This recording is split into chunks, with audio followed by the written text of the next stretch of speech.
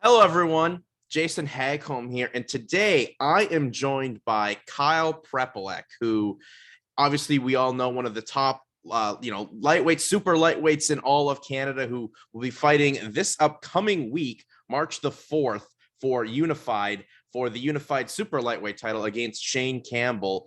Kyle, how are you doing? I'm good, man. How are you? I'm doing quite well. Well, Kyle, it's been an interesting little bit journey in your career. Obviously, you are in the UFC, you get let go. You really didn't have any fights in the pandemic up until late November last year in the Dufort fight. Just talk to us, I guess, what your headspace was going up to that Dufort fight, because we really hadn't heard enough about with you, and we all thought that you getting out of the UFC and how you got released was maybe a little too soon. You probably do an extra third fight. Yeah, we were all kind of hoping for the third fight just because we had a little rhabdo situation with my legs, and then couldn't figure out why till after I had a biopsy surgery. So we're like, all right, after the surgery, we figured out what's going on, and then we're like, all right, sweet, maybe we'll get one more. And then they said I was suspended indefinitely until a result was shown, and due to your last fight and your last loss, and the medical stuff, safety first, and we have to let you go. If you can find out, work your way back up, you're welcome back anytime. So I was like, all right, that's cool. So just basically, I was just growing and staying ready for those couple of years during the pandemic, whether it's, just running, doing things secretly and all that other stuff. But got the news about fighting Michael Dufort. And then I'm like, perfect, he's one of those guys, he's a top guy. He's an elite, he's up there. So I'm like, what, if I can beat him, I still belong where I believe I belong. So, and now I feel like it's the same thing with Shane Campbell, because he's that top guy as well. We're battling for the top and try to get back into the big leagues and make a career out of this. Well, you mentioned this Rhabdo situation, Kyle. How long had that been going on, and when did you, I guess, officially really know what was going on with your body? I didn't know. I've had the Rhabdo effects since when I tried my first cut at 145 when I fought Mustafa. And then it was kind of on and off for the past, I guess, since that fight, which I think was back in 2011. It's only happened 6 times. So I didn't really know fully what it was. Doctors really didn't know what it fully was till about 2017. And they're like, well, this is strange. Why is this happening? This shouldn't be happening. And I'm like, yeah, no, I feel that. But yeah, so then I was monitored since 2017, seeing a neurologist and all that. And, they're really keeping an eye on me and, constantly doing blood work just to see where it's elevating, where it's not elevating, all that other stuff. And then, I guess in the Hubbard fight, that's when it reactivated, and I was like, man, you got to be kidding me right now. So yeah, it is what it is. I guess for people at home that don't know what Rhabdo is, can you just kind of explain what goes through your body and what effects you feel when this activates in your body? It's best way I can describe it. It's like self-destruction of whatever area is being affected. For me, it started in my calves and goes to my quads. So your legs will basically, my legs were swelling, seizing. It basically a nonstop cramp. And then eventually I'll start urinating blood and all that, just because your body's trying to flush everything out. So I was like, all right, well, that's cool. That's real good. Yeah. So after that, and then it takes a little bit, a few days, then you can start walking normal again, and then can't really do anything too strenuous because your body's still I guess shook. So yeah, and then you get back to normal after 4 weeks, 5 weeks. Well, it's good that obviously you kind of know what effects are and how to, I guess, prevent it from happening. Kyle, is that kind of why we haven't seen you make the full trip back down to 155? You've been fighting at 160, and this is a 165-pound fight with Shane Campbell.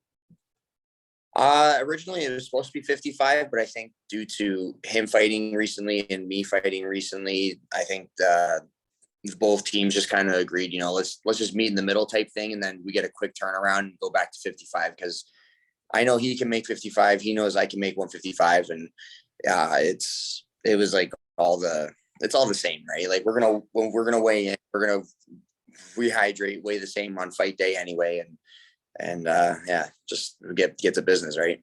Well, you will be getting to business against Shane Campbell at Unified. And, it's kind of a interesting fight. Two guys in yourself and Shane that have had some experience in the UFC and are just trying to fight your way back. Does the Shane fight really excite you as much as the Dufort fight did? Because, as you said, Dufort was a guy getting some looks. Shane's obviously been to the UFC, same with you. And it's kind of really two guys just trying to get back in there and really put on a show. I feel it's like the same thing, like he's on a good like win streak right now. And, I feel like he's still looked at, like he's still a name. He's still that guy, I feel like every fight since even before the Dufort fight was the most important. And now this one is the most important for the same reason as like the Michael Dufort fight, whether just to get back in that win column, to beat a big name like Michael Dufort, because like you said, he was getting those looks, and I believe Shane Campbell is the same. How did this fight come about with Shane Campbell? Because it was announced relatively quickly after you had that Dufort fight in Samurai. I know he had a fight in December. I got to watch a little bit of it because it's like, just watch here and there, just seeing like all the other Canadian guys that we all like know, right? But I don't know. After his fight, we're like, if we don't get called up anywhere, would you fight him? I'm like, yeah, sure. Like if that's what I got to do, like it's what you got to do. It's business, right? Like if you want to be the best, you got to beat all the best guys. It doesn't matter whether it's inside UFC or outside UFC. Like you have to beat good guys to be, I guess, touted to be a good fighter, a good athlete. So it's like, beating, Michael Dufort now to beat Shane Campbell. That's huge. Those are the top guys in, Canada, right? At least in my. Yeah, for sure. Obviously, Shane's kind of been the face of the promotion for Unified since they've really got back on Fight Pass, and yourself, one of the veterans of Canadian MMA, and going in there. And does it excite you as well that this is not only a main event fight for the first Unified show of 2022, but they're on Fight Pass now, where obviously it's with UFC branding, and obviously UFC probably checks out every regional show that they have the rights to. Yeah, I think it's pretty exciting just due to like all that exposure. Like it's not only like, are you getting eyes just from like people who watch Unified or all the people that are going, and just like local guys who stream whatever, but it's like there's a lot of people who have Fight Pass and are like, you know what, like UFC's not on today. Well, let's watch this Friday night fight. All right, this is sick. All right, look at these guys go at it. Yeah, these guys should be in next. You know what I mean? Like, so I think it's a huge exposure like opportunity, and I think it's a great. Yeah, I'll let you finish your point there, Kyle. But your last opponent that you did beat, Michael Dufort, he's getting an opportunity on a PFL Challenger Series. Like when you look at that, does it kind of motivate you a little more? Like, look, that guy I beat, he's getting a look at a major promotion, and here I am still trying to work my way back to a UFC or a Bellator PFL.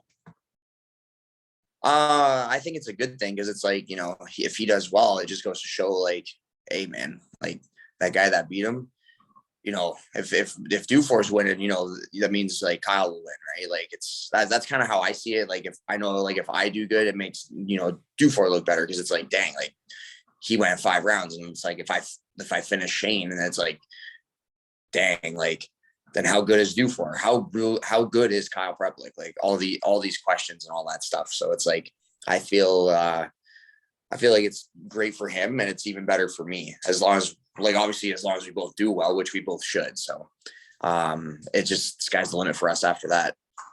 What have you really worked on, Kyle, since that Dufort fight as you take on Shane Campbell on March the 4th here? What have you really worked on to improve your game? Because it was a great performance against Dufort and you got the win in that one, but how do you grow as a fighter from that?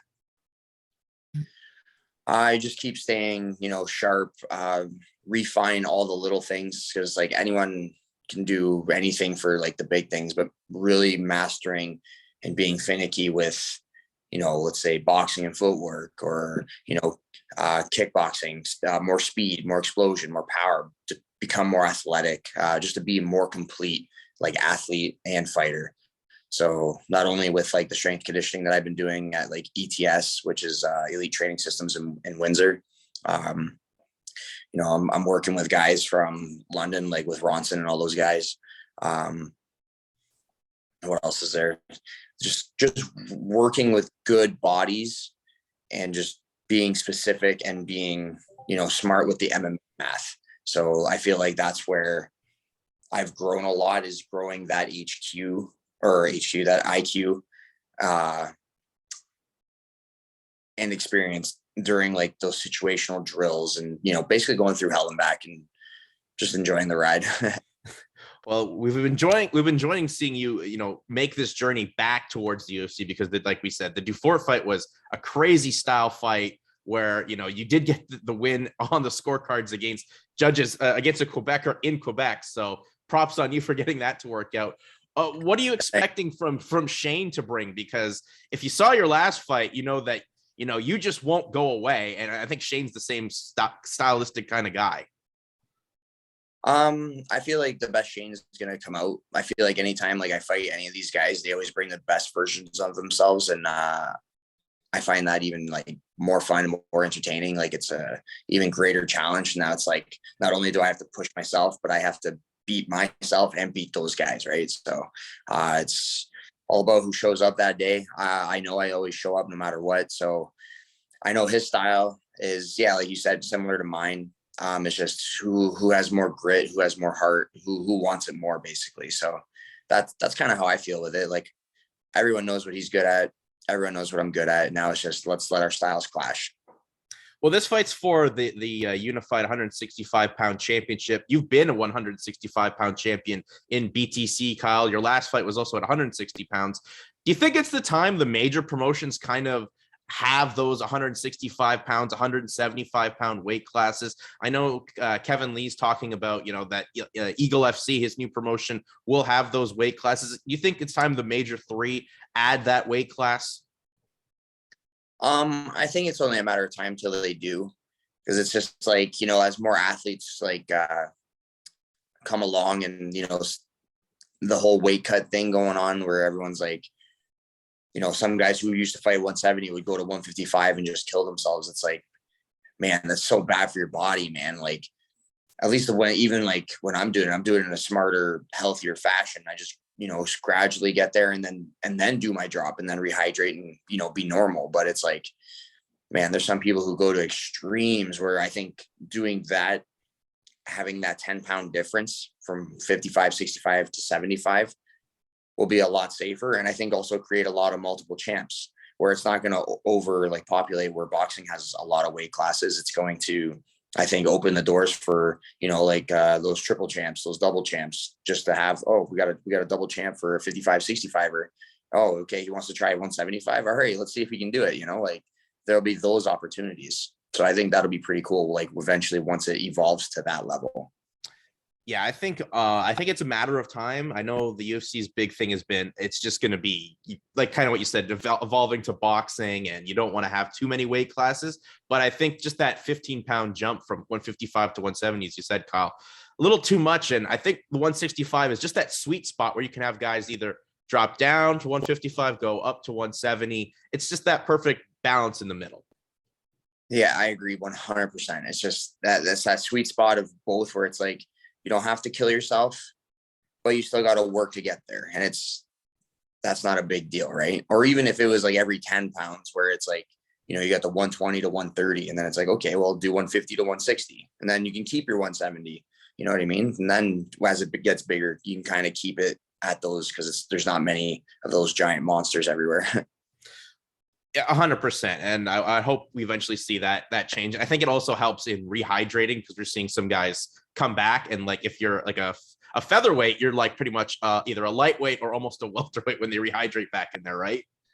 Yeah, because your body's like, I gotta hold everything. All right, here we go. So it's like yeah, because you'll even see in some fighters, like they'll rehydrate, and sometimes they'll look slow, or it's like, man, did they have a bad cut? These guys are already exhausted. And then you see them go up a weight class, and all of a sudden they're killing it. And it's like, okay, well, obviously that was the solution. Just be healthier and perform, right? So I know it's harder, but it's getting to the point where everybody's great, you know?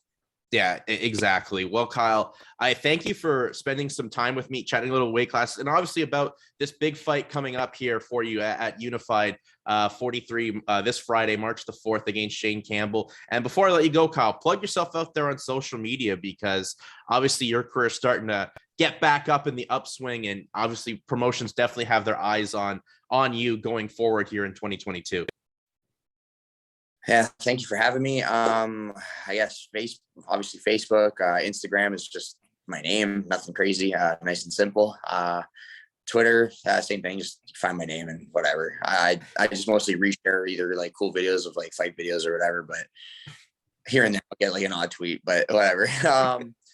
Yeah, other than that, that's about it. And just, I'll just I want to thank obviously you for having me on here, and all my sponsors, all my friends and family and ongoing supporters.